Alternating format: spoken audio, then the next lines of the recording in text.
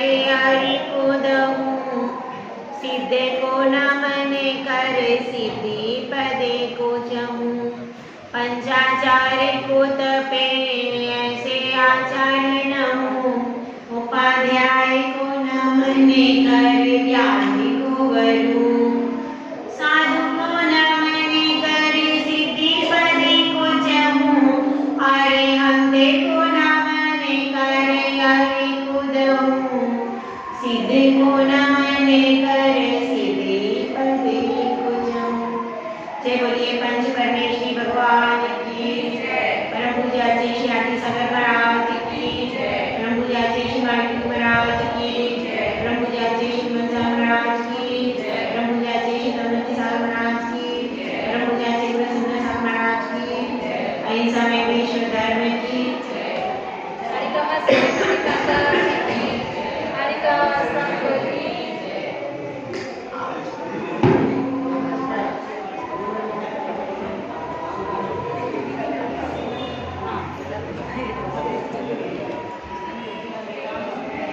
हम सब गुणे स्थान की चर्चा के लिए उपस्थित हुए।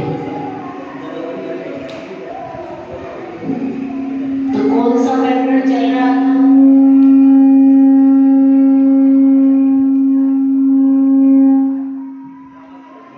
थोड़ा सा पहले का रिवाइज कर ले कि प्रथमोपशम यंत्र लेकर के अलंकारवती अपने घर पर आ गई। वह चाहती है कि रत्न मिले। कौन से रत्न? एक होते हैं अजीब रत्न और एक होते हैं जीव रत्न। तो किसको चाहती हो? जीव रत्न को चाहती है कि मुझे जीव रत्न उत्पन्न मेरे लिए मिल जाए। तो इसके लिए वो क्या कर रही है? पुरुषार्थ कर रही है जीव रत्न के लिए। और इधर क्या होता है? इधर चेतना रानी परेशान है कि चेतन राज का कोई अता पता, कोई सुराग नहीं मिल रहा। और दूसरी ओर क्या है? दूसरी ओर मोहनी और मोहिनी रानी यह सोच रहे हैं कि हमारा बुढ़ापा कैसे कटेगा, क्योंकि बहू बिल्कुल सेवा नहीं करती। वो तो पहले ही इस विवाह के लिए तैयार नहीं थे, लेकिन मिथ्यात्व की जिद के कारण उनको घुटने टेकने पड़े। तो अब ऐसी तीन तरह की स्थिति हो रही। और फिर देखिए एक शुभ सूचना मिल जाती है। किसको मिलती है? अनंता नहीं, अनंतानवती को नहीं मिलती। एक शुभ सूचना लेकर के चेतना रानी के पास में एक द्वारपाल आता है और उसको दरवाजे पर वही जो उनके छोटे कुमार थे। कौन से थे छोटे कुमार? ज्ञान का नाम। बड़े कुमार का नाम क्या बताया था? दर्शन कुमार। और छोटे कुमार का नाम क्या होता है? ज्ञान कुमार। तो छोटे जो ज्ञान कुमार थे वही द्वार पर ही उस द्वारपाल को रोक लेते हैं। और वह कैसा था? खुफिया एजेंसी का व्यक्ति था। यानी जब सैनिक चारों दिशा में भेजे गए और वहां से कोई भी अता पता नहीं मिल पाया, तो फिर क्या लगाती सरकार? सीबीआई। तो वहां पर भी चेतनपुरी में भी एक सीबीआई डिपार्टमेंट था, गुप्तचर विभाग था। तो गुप्तचर विभाग के लोग हर दिशा में, हर नगर में, हर गांव में भेजे गए। और फिर एक गुप्तचर विभाग के व्यक्ति ने सूचना दी कि चेतन राज कहाँ पर है? मोहपुरी में है। और वहां पर हमने उनको किसी कुटिया के बाहर देखा है।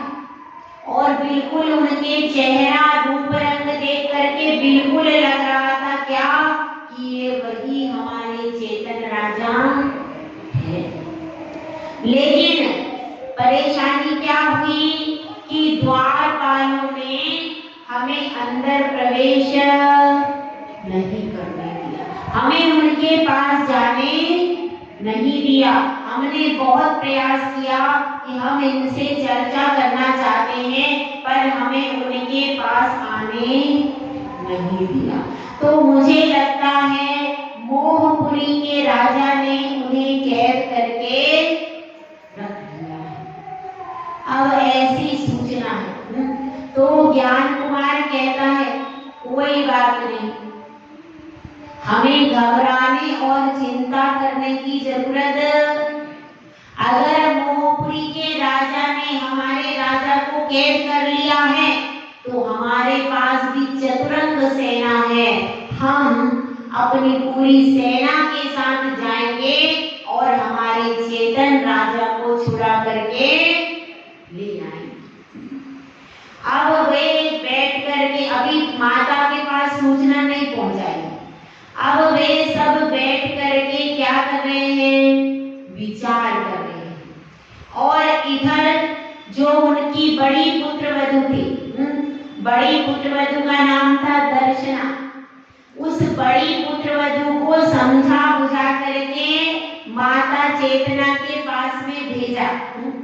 अब उसको समझा बुझा करके भेजा है। अब वह जाती है और क्या करती है भाई, वो कुलवधू है, माता के पैर दबाने लगती है और माता पूछती है, हे दर्शना, बताओ क्या आपके पिताश्री का कोई समाचार है?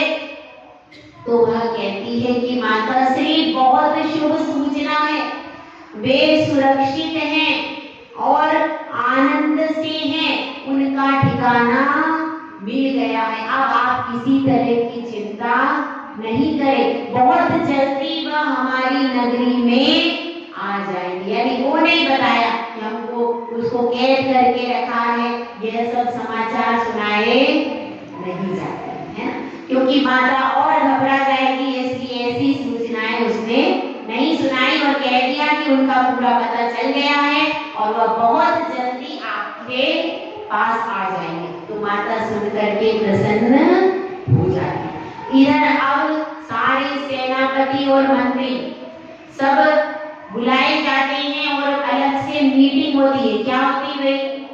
मीटिंग। आपके यहाँ भी होती है, वहां भी होती है। तो वहां क्या कहते हैं, उसको कहते हैं सभा। वह सभा बुलाई जाती है कि अब क्या प्रयास किया जाए कि हमारे चेतन राजा को वापिस चेतनपुरी में लेकर के आए और उनको सिंहासन पर बिठाए, ऐसा कैसे उपक्रम करें। तो अब सब कहते हैं, तो एक मंत्री जो बहुत पुराना था वह कहता है कि भैया मोहपुरी की तो लीला ही विचित्र है। ऐसी अद्भुत वहां की लीला है कि एक बार जो मोहपुरी में गया वहां से वापस लौट के वहां पर भूल भुलैया है और वहां पर अंदर आने नहीं देते और किसी भी परदेशी से भी दूसरे परदेशी को मिलने नहीं दिया जाता। वहां का जो अनुशासन है वो बहुत जबरदस्त है और एक बार जो अंदर प्रवेश कर जाता है वो फिर वहां पर ऐसा उसके ऊपर हो जाता है मोह कि वह फिर वापिस घर पे कभी लौट करके आज तक नहीं आया। ऐसी मोहपुरी है। आप लोग कहाँ रहते भैया? चेतनपुरी में कि मोहपुरी में? सब मोहपुरी में रहते हो भैया, ऐसा नहीं करो भैया, हमारा तो आना बेकार हो जाएगा। सब लोग अपना मोहपुरी से चेतनपुरी में आओ तो थोड़ा हमें फायदा हो, हमारा ही लाभ करा दो। अपने को मोहपुरी में नहीं रहना है, अपने को कहाँ रहना है? चेतनपुरी में रहना है। अगर मोहपुरी में रहेंगे तो क्या होगा? हमारी मानव पर्याय बेकार हो जाएगी। इसीलिए मोहपुरी को भावना क्या बनानी कि इस मोहपुरी को छोड़कर हम चेतनपुरी में जाएं, वहां पर ज्ञान दर्शन अपने ज्ञाता दृष्टा स्वभाव को पहचाने। तो वहां पर सभा हुई।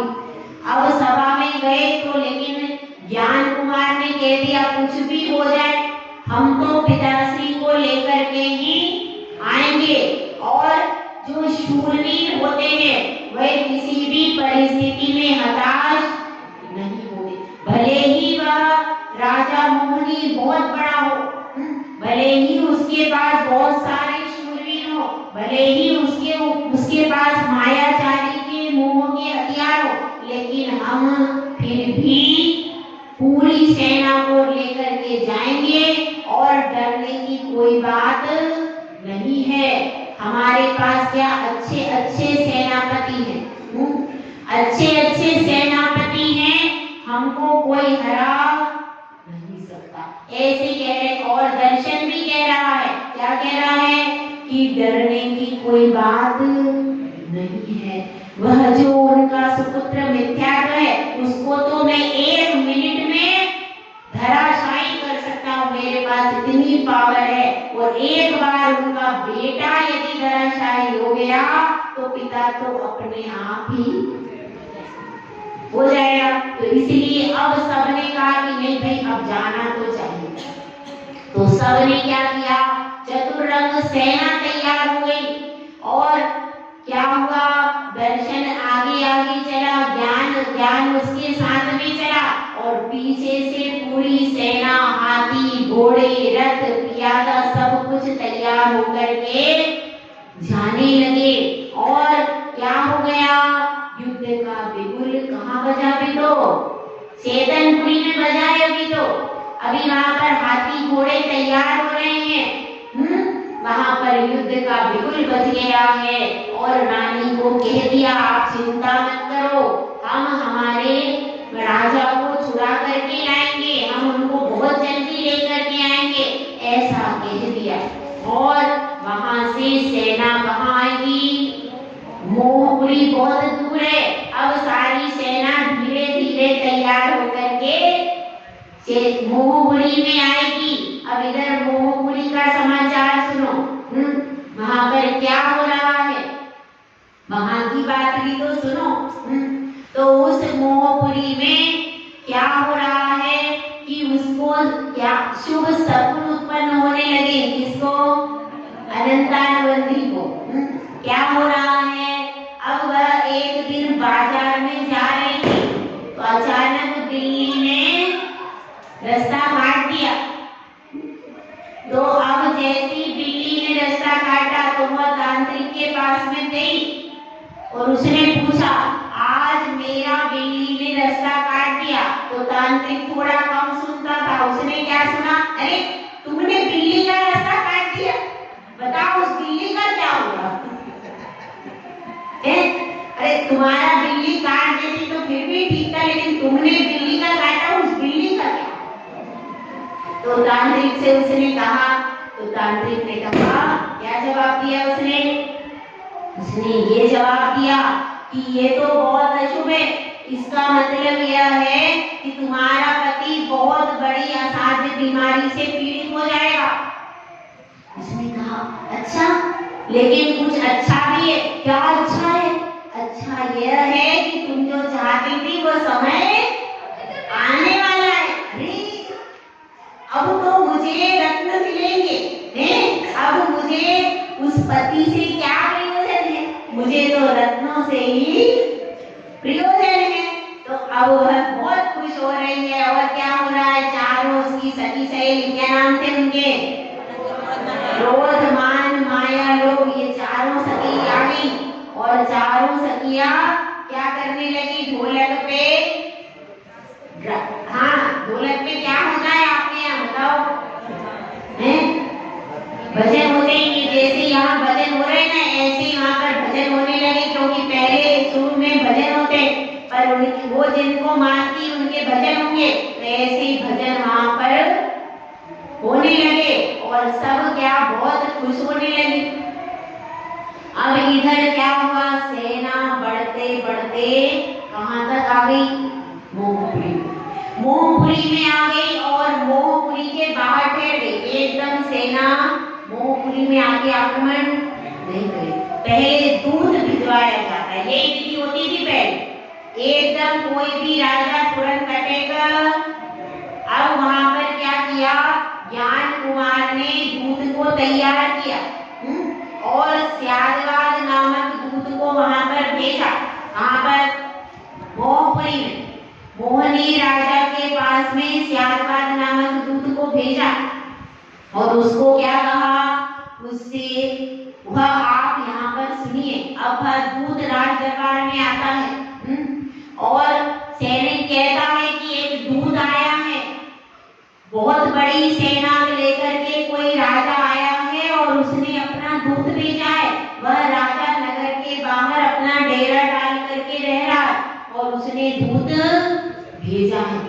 तो क्या कहा, मोहिनी ने कहा कि अरे यह कौन सी आफत आ गई है, मेरा पुत्र मिथ्या तो वैसे ही थोड़ा अस्वस्थ हो रहा है और यह कौन सी नई आफत आ गई। तो अब वह दूत उनके पास आता है तो वे दूत से पूछते हैं कि आप यहाँ क्यों आए हो।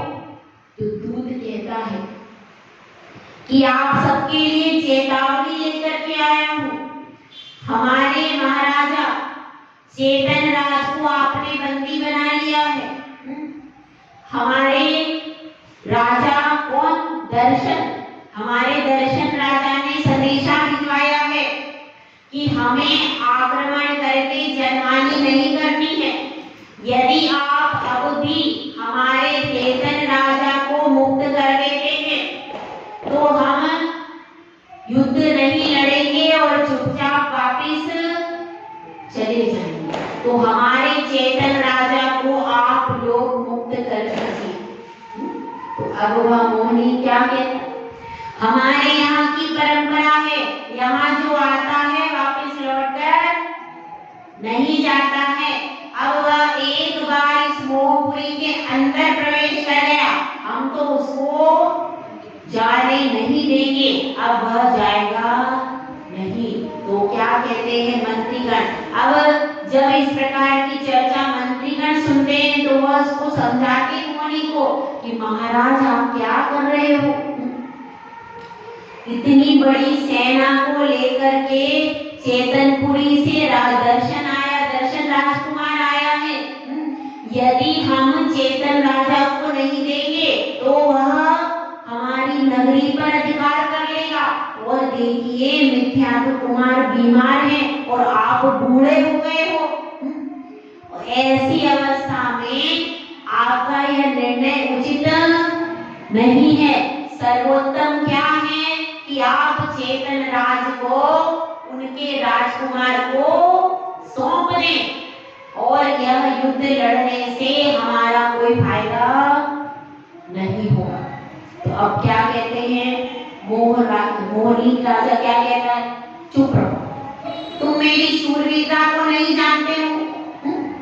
मेरी शूरवीरता अब भी है, मैं बूढ़ा नहीं हुआ हूँ, मैं अब भी क्या हूँ, भूतपूर्व नौजवान।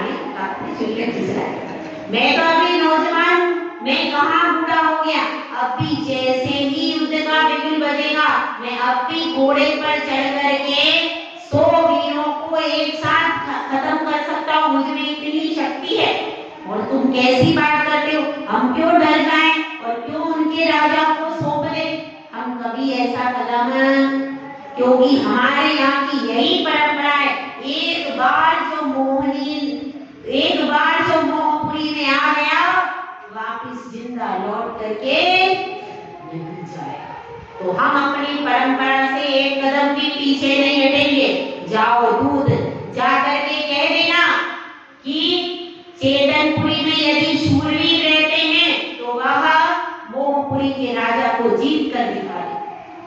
और दूत चला जाता है।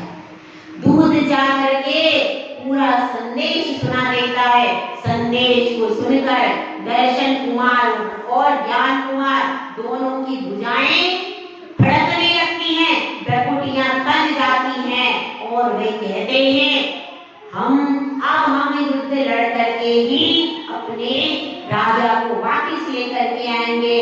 और दोनों धीरे धीरे घोड़ा अपना घोड़े का जो रथ है वह धीरे धीरे कहां पर, मोहपुरी के मुख्य द्वार से अंदर की तरफ प्रवेश करने लगते हैं।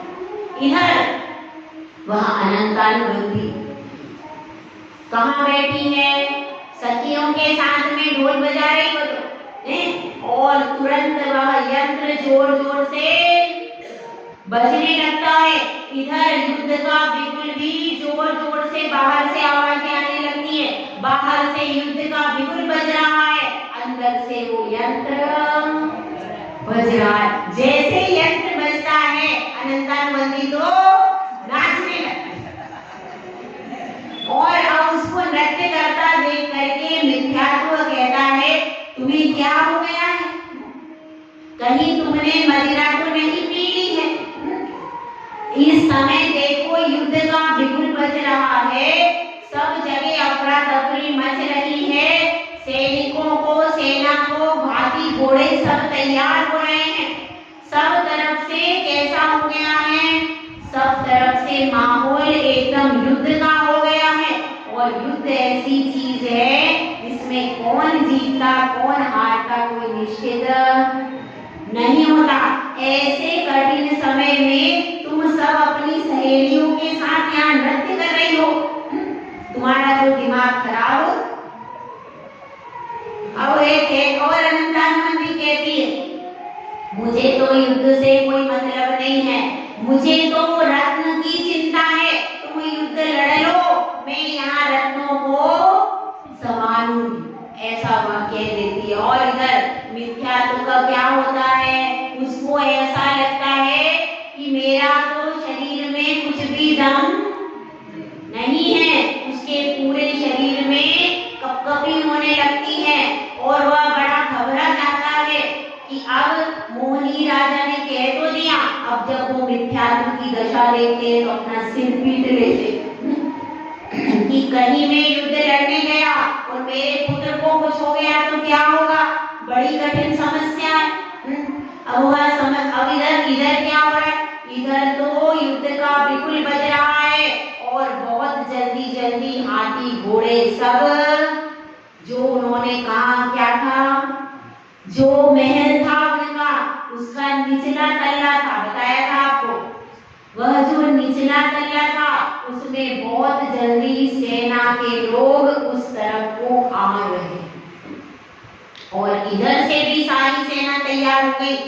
तो जैसे ही उधर इधर से सेना आती है उधर से भी सेना आ जाती है और वो महल में प्रवेश, बीच में ही सेना की एक टुकड़ी आकर के उस सेना को रोक लेती है और परस्पर घमासान युद्ध होने लगता है। किसका किसका, इधर कौन है मोहपुरी के सैनिक और उधर कौन है चैतनपुरी के सैनिक। रथों से रथ वाले लड़ते हैं, हाथी से हाथी वाले लड़ते हैं और पैदल सैनिक तलवार लेकर के अलग लड़ते हैं। इस तरह से पूरा युद्ध प्रारंभ हो गया है। बहुत ज्यादा घमासान मच रहा है। बस खुश कौन है भाई, कौन खुश है, बस वो खुश है और उसकी सहेलियां, बाकी सब तरफ अफरा तफरी मच रही है।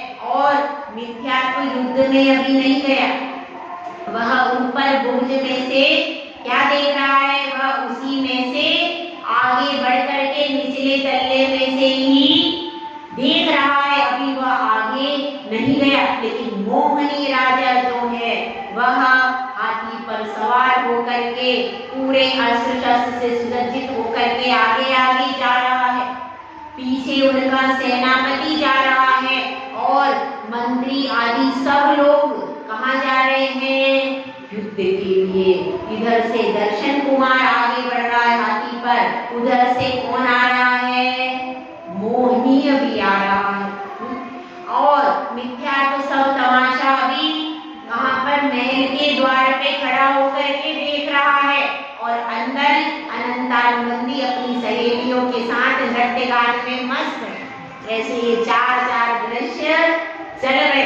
तो अब क्या होता है, अब क्या होता है कि क्या मिथ्यात्व बाहर आता है, कौन सा राजा जीतता है और क्या ये कौन सा राजा जीतता है और क्या चेतन राजा को मुक्ति मिलती है कि नहीं मिलती। यहाँ वाली मुक्ति नहीं, यहाँ भी एक मुक्ति है, यहाँ वाली की बात नहीं हो रही।